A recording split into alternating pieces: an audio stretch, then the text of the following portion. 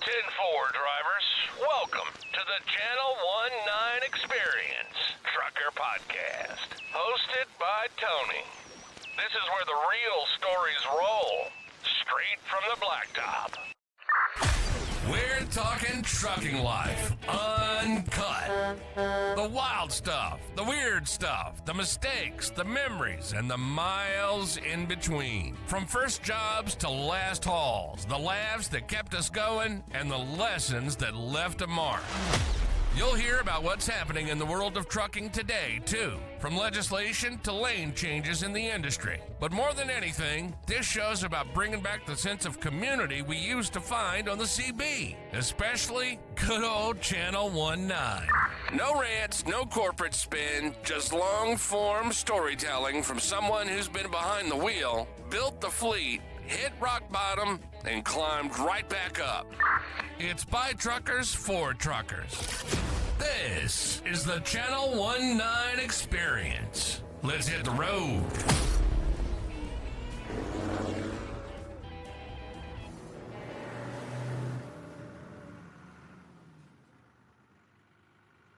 All right, so we've got a special guest today, Chris Barber from up in Canada, to talk a little bit about where he's at with his court case and this backstory behind it. So welcome, Chris. Thanks for joining the program. Thanks for having me, Tony. It's good to be here. My question really kind of starts a little bit, of course, I'm curious just from being a former trucker and understanding like what was the beginning like, right? Of, how it got started and also kind of what your thoughts and expectations were as you were driving I don't know how many miles it is from where you started to Ottawa, but that's a lot of time to think about what's going to happen. Well, I think it started for me through the mandates and the COVID vaccine regulations. In Canada, we had it quite tough. We were, as a trucker, a long haul trucker, through COVID when it started, the media, the governments, it kind of scared everybody into this false sense that the world was falling around us. And I remember trucking in those days too, and there was no traffic on the highways. It was just us long haul guys. But with that came some of the challenges that we had as drivers too, where we were, we didn't have a place to eat, or use the facilities, or shower. Everything was closed. Everything was closed, and we were standing in drive-through lineups at McDonald's, or up here we have our classic Tim Hortons. And so as truckers, we'd be stopped and we'd stand in the drive-through lineups with the cars just to get our cup of coffee in the morning or something to eat. And man, it was pretty tough. We remember doing it for a few weeks, and I came home and I said to my wife, I'm like, I don't know if I could do this. Like, I had been out here for 30 years, and the amenities are completely gone, and you're left to eating cans of soup in the bunk of your truck out of a microwave. And I don't know about you, but I'm at the age now in my trucking career that at the end of the day, I want to shut the key off and I want to go into a restaurant, have a meal and a beer, or, coffee or whatever it may be, and bullshit with the guy next to me. And that was gone. So it took all the fun out of trucking for me. But I carried on because I usually can't sit around too long. So I spent about a week at home, and I hit the road again trucking. And it just seems like the mandates would never stop. And as a Canadian driver that crosses into the US all the time, I noticed once I got across the border there, the mandates in North Dakota were completely different compared to Saskatchewan and the province that I live. And more regulations and more mandates were coming into effect. And it just seemed like it was a constant. They kept saying, we're going to take this, we'll release the mandates at a such and such day, and then that day would never come. And then came the vaccinations and those forced vaccinations. And my wife dealt with it, my parents, myself, and when the federal government in Canada implemented the cross-border travel mandates for commercial vehicle drivers, that one stung. And I remember being very angry. And leading up to that too, we had the COVID vaccine passport that we had to, we required that passport to enter a restaurant or any facility in Canada. And it was too much. And I remember January 7th, I did a social media post in Jamestown, North Dakota. I just left Applebee's. I had a couple beer in me, and I was, fired up. And I did a viral post, and I just said, this is enough. Like, when are we going to stand up to this stuff? We need to start doing something. And then it was kind of with other people that were planning too as well. I'm not taking any credit on my, I had something to do with it. I had my platform that I promoted it on. I was the trucker out of the group, I guess. And it kind of went viral from there. And then we kind of networked with a group of people across Canada that were feeling the same way as I was. And Freedom Convoy 2022 was born from there. So I think it was about, 3 weeks after the video that I did, we were rolling. I live in Western Canada. There's a bunch of provinces between here and our parliament system in our Ottawa, Ontario. And we lined up, and in the morning we set sail. It was emotional to say the least. The highways were adorned with people, promoting and just supporting, and we've seen the Canadian flag come back again. I guess people found pride in that Canadian flag. I mean, there's some points that we had 30 miles of traffic behind us in a convoy. It was the world's longest convoy, and I'm pretty proud to have been the one that led it. Yeah, that's pretty phenomenal. So you're saying it was not just trucker instigated, but the convoy became kind of the spearhead. It did. People rallied behind the truckers, and the truckers have been kind of notorious now ever since then in Canada for taking that stand. But it wasn't just the truckers that took part in the protest. It was, your blue collar workers, your business people. It was everybody. In Ottawa, we had estimated over 100,000 people on Parliament grounds on the first weekend we were there. Have been hundreds of thousands of people that adorned the highways across there. It was just a Canadian movement of just people that had had enough of government mandates. In our federal government was talking about implementing interprovincial check stops for COVID vaccine passports. There was actually parts of Canada that you couldn't come and go unless you had some of the maritime provinces in the eastern Canada had check stops set up, and they wanted to implement those across Canada. So we decided to take a stand, and we really showed a few people. Yeah, for sure.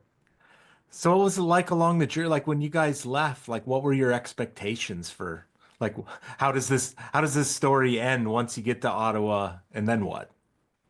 Well, we had a tyrannical-ish sort of prime minister, as most people know. Justin Trudeau is an ego-driven narcissist who doesn't like anyone that challenges his authority. So Justin Trudeau messaged to the media right off the bat that and we found this out through the public emergency. We had a public emergency order commission less than a year after Convoy, where we all had to go to Ottawa and testify in front of a whole group of people. And we found out through that that Justin Trudeau's government decided they were going to message to the Canadian people using propaganda, the liberal media up in Canada here, that the truckers were a bunch of white supremacists, terrorists, misogynists. They called us about everything in the book, racist. And that's exactly what Justin Trudeau's motto was right from the time those trucks started rolling, was that he wasn't going to deal with us. He wasn't going to talk to us. He wasn't going to honor anything. He didn't feel like he needed to. And when we got to Ottawa, it was a stalemate. We decided then, and we heard from so many people across the country that begged us and said, don't leave until the mandates are lifted. Don't leave us, please. And so we rolled into Ottawa with that sentiment, thinking that, there's been so many people out there that asked for a change, and we're not going to let them down. So it became necessarily a stalemate between the government, who didn't want to listen to us, who called us names, belittled us, and tried to turn people against us. That it was just there. You're going to either speak to us. We didn't drive all the way across the country to come here just to have, turn around and go home. So we pitted in for the long haul. We worked with police on a daily basis to make sure emergency lanes were open throughout the downtown core of Ottawa. Of course, they called it the red zone, but it was a small portion of the downtown area that was essentially a protest. So we did our best to mitigate. Let me just mute that phone so it doesn't start making noise. Um, we worked with law enforcement. We worked with government officials. We did our best to try and come to a resolution where we felt like we were being heard, and we wanted them to listen. And the government doubled down on it. The government wouldn't relinquish anything to us, and essentially enabled the Emergencies Act, which is the War Measures Act on us. They brought the stormtroopers in and they beat innocent Canadian protesters in front of our Parliament Hill. Tear gas, rubber bullets. There's videos out of the horses. They used horses, and there's actually two people that were pretty badly injured when they got ran over by a stampede of police horses. Um, they threw me in jail on February 17th, 2022. I was incarcerated, thrown in a drunk tank for 26 hours, and I was granted bail at $120,000 in bail. I was charged with mischief, intimidation, and going against a court order, and I have 4 counseling orders on top of that. So I've spent the last 3 years of my life buried in lawfare in this country. The government said that they were going to punish anyone who was involved with it to the fullest extent of the law, and that's what they've been doing. So we also have a $290 million lawsuit against us from citizens of Ottawa because allegedly somebody blew a horn and you know. So that's what we've been dealing with up here. Our trial started September 5th of 2023 for mischief, and it ended at the end of August 2024. And we've been waiting little over 6 months now for a verdict from our trial that took over a year. And we will get that verdict on Thursday, April 3rd. So I will speak to you now. I will jump on a plane in a few days, and I will fly out to the beautiful city of Ottawa and get this verdict we're anxiously awaiting for. Yeah. So what was it like during that 3 week span there while, you said that there was a big crowd at the outset, and then what were the next couple of weeks like? The next couple of weeks were probably the most patriotic and fun-loving, just joyous. Okay, I have never been I'm not a protester, I'm not an activist, but for 3 weeks we fed the homeless, we shoveled sidewalks, we became a community again, and we found our Canadian flag again, and we stood proud. We had soup kitchens, we had it was dance parties. It was there was a stage set up there where we could go speak to the people, and just every weekend on the Thursday and the Friday of every weekend coming up, it would just get so busy. A lot of more people would show up. Monday, Tuesday, Wednesday was kind of quiet there for the 3 weeks, and then the weekend was just a collective group of people coming together, just wanting to celebrate the fact that these mandates we were standing against the mandates and wanting our lives back, and it was the most peaceful experience that I've ever been a part of in my life. It was there's always been a divide in Canada between Eastern Canada and Western Canada.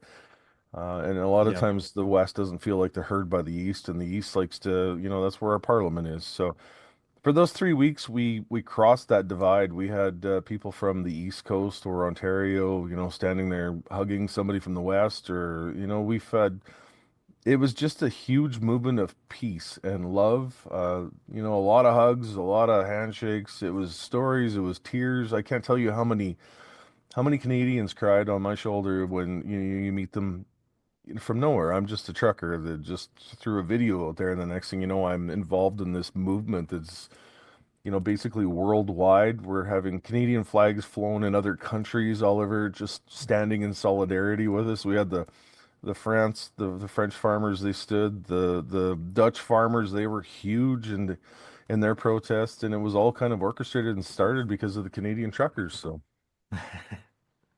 What was the response from the people who lived locally around the capital there?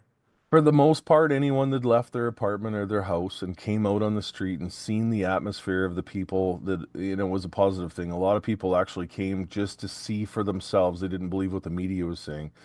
Hmm. And of course, you have those people that, there's a certain entitlement in this country. And, we had somebody testify at us at a court trial that he had to walk his son 4 blocks to get to the hockey tournament that he was supposed to be part of. And that was a big inconvenience where, I had a vehicle there, a rented vehicle, and we drove all around the city. So it definitely inconvenienced a number of people for the first 3 days of convoy. When we got to Ottawa, it was, we tried our best to get people to lay off the horns, realize that you're in a downtown core. There is people that live here, and that was one of our biggest things. The police actually led us on the convoy into the downtown core, and for some reason, then decided to blockade us in there with concrete. Well, at first, it was actually snowplow trucks and payloaders. They kind of basically just came in and parked the truck so you couldn't move anywhere. And then, of course, they owned the media, so they made it sound like, well, there was a big, blockade or insurrection, which wasn't the case. It was a bunch of people that were just wanting to be involved with the protests, getting as close as they could, and a few people wound up in the residential areas. So after that happened, it was all about trying to mitigate people and, do our best to get them out of the areas that were hard, that were, congested. So we did our best to try and figure that out. Yeah. No, I can't recall if it was at the same time or near the same time when there were some blockades of like I think it was the bridge over in Windsor. Was that co connected with you guys, or was that a different group organizing that, or? It actually wasn't part of the original group, and it wasn't even really a group. It was just a bunch of people. But the protest at the Coots border crossing in southern Alberta and the Windsor border crossing were totally different protests, although sparked, I guess, because of the movement. And so those, it is actually illegal to blockade an international border, an international route of trade. And in those cases, we had nothing. We're not part of that. If we wanted to go to the border to blockade the border, we would have went to the border, but that wasn't what we were up against or trying to accomplish. We wanted to be heard by our federal government, and some people felt like the best place to go was the border, and we felt like the best place to go was right to the Prime Minister's doorstep. Sure. So what kind of communication was there between the federal government and you guys during that 3 week time span? There was nothing. They ignored us. They called us names. There was nothing. They wouldn't communicate with us. It was actually the city of Ottawa that actually reached out first and tried to negotiate a deal to try and get some trucks moved out of the residential area. We were happier than could be to try and open up some line of communication. And right away it was evident, downtown in the Ottawa downtown court building, or not the court building, I guess the city council building. We were able to negotiate, let's get some trucks to the residential area, and it was like, well, finally you ask, like, let's do this. And then immediately the next day, it was February 14th, Valentine's Day. We were moving trucks out of the residential area and trying to find spots for them on Wellington. Wellington is the street that runs right in front of the Parliament. It's a nice wide highway, and what we tried then to do was get those people out of the areas. And in some cases, it was working really well, but we had 72 hours. The original deal was to get trucks out of the residential areas, or cars. There wasn't a lot of trucks; it was more or less cars. And the police backed out on that. They gave us about 4 or 5 hours on the day that we started and the day we agreed, and they pulled it on us right in the middle, because we were actually accomplishing something. We were moving people out of the harm's way that they said would have been harm, and they didn't want that. They wanted us to fail. They wanted us to portray us as the horrible people, just so they could pull that media narrative. It was funny. We were getting more coverage from U.S. Newscasts on the positivity of the protest than we were from our own Canadian media, which is, fed financially by the federal government. So it's just another stage of propaganda up here that they use to tell the people what to think. So they basically kind of walked the storyline into well, we must do something. So here comes Trudeau with the Emergencies Act, and that's how he was gonna They play it did, out. yeah. It was kind of ironic when in Canada we have the Charter of Rights and Freedoms is it's kind of our constitution up here, kind of compared to the U.S. Constitution, and it was founded in 1984, I believe, April of 1984. It was exactly 40 years from the time that the Canadian Charter of Rights was signed into legislation in Canada. Was the month before the truckers and the protests stood up in Canada. And one of the last living signatures for that charter, his name is the Honorable Brian Peckford. He was sitting prime minister, or sitting MP at that time, and he was actually in Ottawa with us, standing against the government and the mandates. And Brian was and his wife Carol were with us in one of the hotels when the federal government announced that they were invoking the Emergencies Act, and it was firsthand to see Brian's reaction. The Charter of Canadian Rights that he helped design and wrote and put into legislation was the same charter that the federal government of Canada was stomping on to quash anyone who dared to challenge their authoritarian mandates.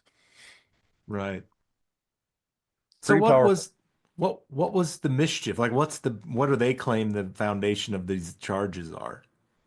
Well, we allegedly hindered people's private possessions or enabled we interfered with people's daily life, I guess. And so we've been charged. Like I said, I've got 7 indictable offenses. Mischief is usually a summary offense. It's usually a slap on the wrist to fine.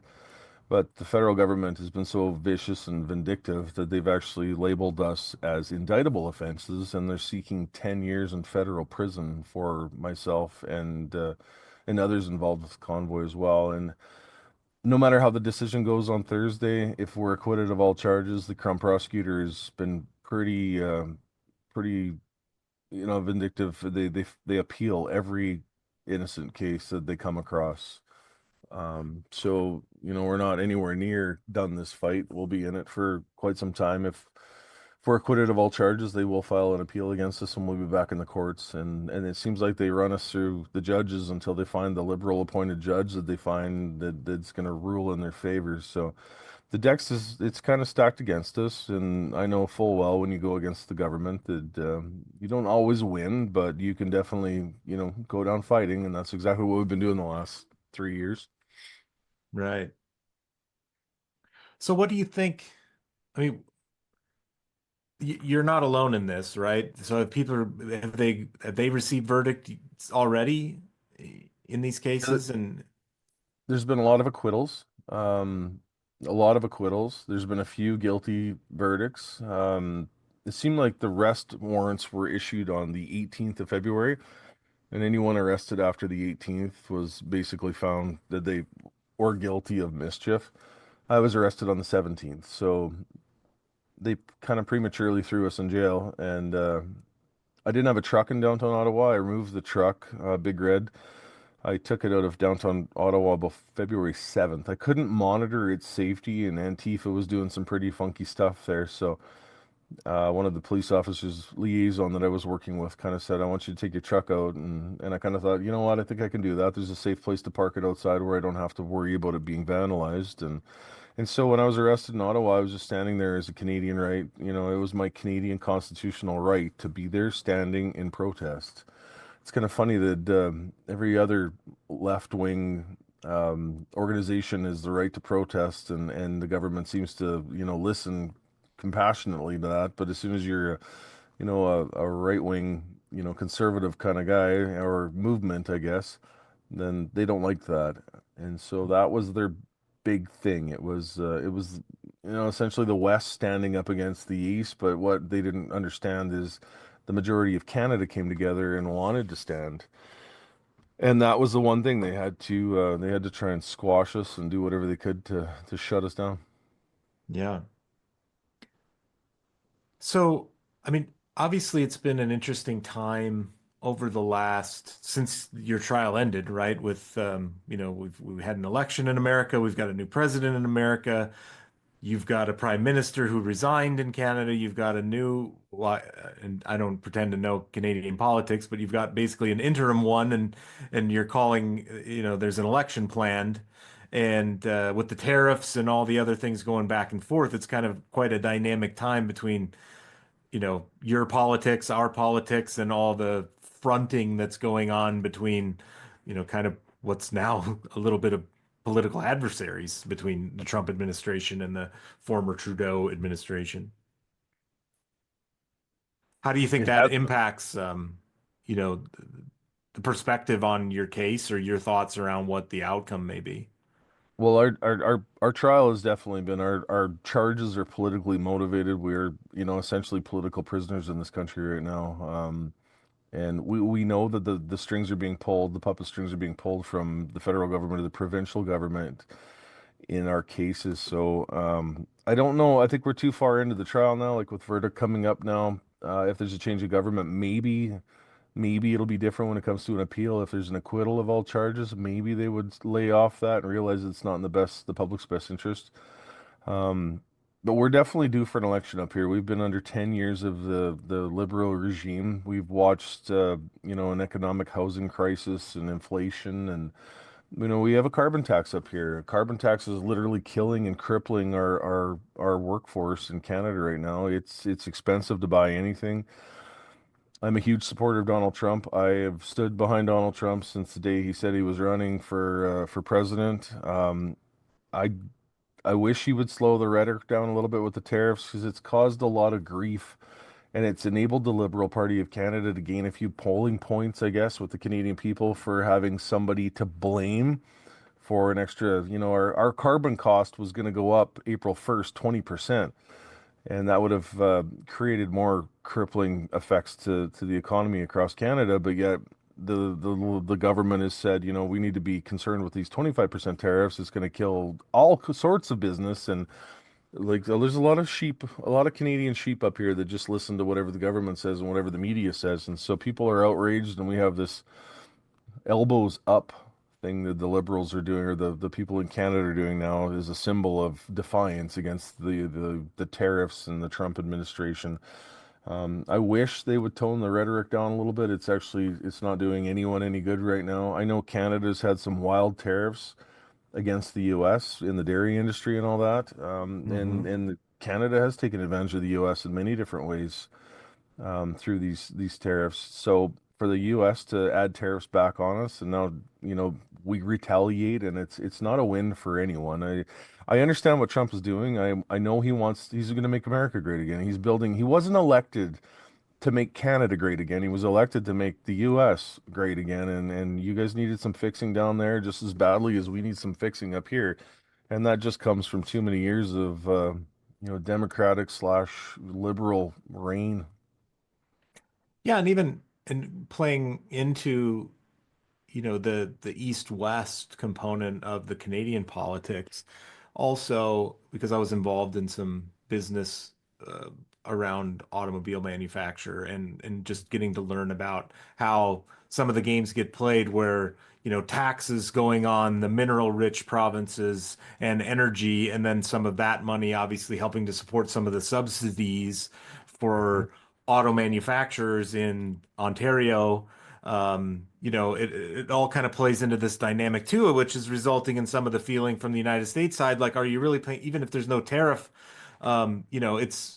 it's a different game that people are playing to basically taking tax revenues from Western Canada, feeding into the machine in Eastern Canada, and then those, as a result, those cars are coming into America out of Canadian manufacturing facilities, which is also some of the pain of watching our automotive manufacturing jobs in America get slid up to Canada, for example. Yes. And I mean, the system works well the way it is right now. Ontario is basically a hub for manufacturing for vehicles. It kind of slid across the border from Detroit from back in the day, I guess. And why? I guess administrations on government side, on both sides. Nobody wants to talk about the fact that Canada just slapped 100% tariff on, electric vehicles coming out of China. And in retaliation for that, China slapped 100% tariff on our canola exports over to China. So in one sense, you're claiming that Trump is such a bad person, but yet Canada just did what they did to China, and then in return now, the federal government in Canada kicked Western farmers right in the rear end with the canola tariffs, dropping markets on anything. And chickpeas, I believe, and lentils were affected with that as well. So there's this huge problem right now in Canada and North America in total with distraction from the media. Don't look over here, but look over there. And I wake up every morning. I sit in my office when I'm home here, and I have my morning coffee. I do my paperwork for my business, and I watch legacy media in Canada here, and I see the rhetoric that they're throwing at people daily. But my eyes are open to what's going on here, and. Saddens me to see so many people that just hook, line, and sinker fall for whatever the narrative or the distraction is of the day. Yeah, I mean, it's interesting to see, right, with the, you would have thought with the internet, with some of these other outlets that maybe there was more of a democratization of the the media, but somehow it's become almost the opposite, right? Where it's now somehow it became more easy to manipulate things, or you could use more subterfuge, and in the same powers that be controlling the messaging when there was only a few media companies seems to be the same way or worse playing out now that we have all these other avenues, and it hasn't gotten better for anyone, I don't think. No. I thought we learned something through COVID and how they used the media to, that fear campaigning against just innocent people that were just scared for their livelihoods. And obviously we haven't. I woke up a lot in the last number of years. I've woke my parents up to what's going on around us. Yeah, there's been, and I get countless messages from people across the country that, thanks to the convoy, the trucker convoy, they see what's happening now, and their eyes have been opened to so much different stuff. It's just there needs to be accountability in this country from our elected officials. I think probably on both sides. You guys have quite the issues down there as well. It's definitely a popcorn night most days when you're watching, social Right. media feeds compared to what the media is telling you. Yeah, definitely. Yeah, and we're in the, get out the bulldozer stage right now with Elon and the Doge, and Yep. I don't know if that's the answer either, but when your answers all seem to be A, you never get the truth about what good or bad is really occurring. It's all just spin, both sides, constant spin. And how much worse is it to knock some of this stuff over than deal with the pain of how it exists today? Like, I don't know. It's really hard to tell. And yeah, it's a challenge for everybody to, even if you really want to know. That's why I think it's great, and just the fortune of being able to talk to you directly and go, what was your experience? What do you see from your seat? Because that Mhm. matters in this day and age of being able to get, somebody who can actually see it from where they're at and not have to take three different people's, you know, handed Viewpoints, yeah. off versions of it. Yeah. Yeah, it's been quite the eye-opening experience for me. I've never been, I've always been prominent on social media. I have my trucker fans that have always followed me, and I've always kind of a shit disturber on social media. I'm the guy that does a post in the morning and just sits back and loves the comments and the people that come in to hate on you. So having the platform and the name that I have now, I guess that side of me still is a little prominent. All my social media platforms, I still like to kind of poke the bear. I'll look through the comment section. I'll look for the nasty comments to respond to, and yeah, that side of me is still there. I just have to be a little bit more delicate in how I approach it now. I guess there's a lot of people watching, and Right. anyone who follows my social media, I was very vocal, very vulgar to the scent too on some of my old posts, and that's one thing when Convoy happened, I realized there's a lot of eyes and there's a lot of young kids watching me. So that was one of the things that I decided no matter what people say to me on social media, I get some pretty harsh and negative and hateful. Like, there's been death threats and you name it. And I'll always fight back with humor and mocking. And that's my way to fight them back. But definitely a different experience. I never thought I'd be in that position. I turned the computer on in the office and seen my mug across MSN many times. Kind of put my head down and go on with my day. Right. Well, Chris, I can't thank you enough for taking some time. You got a lot going on, and our prayers are with you for a good outcome here and a good Thanks. outcomes beyond this, because we know it, like you said, it doesn't just end here. Between the civil stuff and appeals and everything else that comes, but we're praying for you and that you get a good Appreciate it. outcome, and we're proud of you, as a trucking brother to go and do what you felt like needed to be done and do it in a way that was as respectful as possible and still getting your point across as best you could. It means a lot, right, to Thank you. all of us. One thing's prominent is I'm a truck driver. I'm not an activist and a protester, like I said. So I just did a run from Canada down to Arkansas and a partial load up to Michigan and reloaded in Wisconsin. And I came home. I just got back yesterday from that trip, and it was so nice to pull. I drive the big red Big Red, they call it. It's my Kenworth, the 2003, and I pulled it out of the shop. It's parked for winters now, and I pulled it out of the shop and took it for its spring run, and I couldn't have been happier. It was people yelling at me on the radio and all positive stuff. Like I said, it was just good to get out on the road and stretch my legs. And my old winter beater doesn't go too far from home when I'm home in the wintertime. So when spring comes out, I'll be in the States, barring anything that bad happens for convictions or that on Thursday. I hope I don't lose the right to cross the border, but there's a possibility that I would, that I could. So if everything goes good on Thursday, I will definitely be hitting the road and doing some more long haul trucking across Canada and the US. So that is where I've been the happiest place in my life. Well, sounds good. If you get down by Phoenix, let's go have a beer Oh, together. yeah, for sure. Yeah, anytime. I usually run the central US for the most part, but you never know. I do get to stretch my legs and go for a drive wherever the customers want me to go normally. Yep. Well, thanks, Chris. I appreciate your time tonight. Thanks for having me, Tony. This has been the Channel 19 Experience.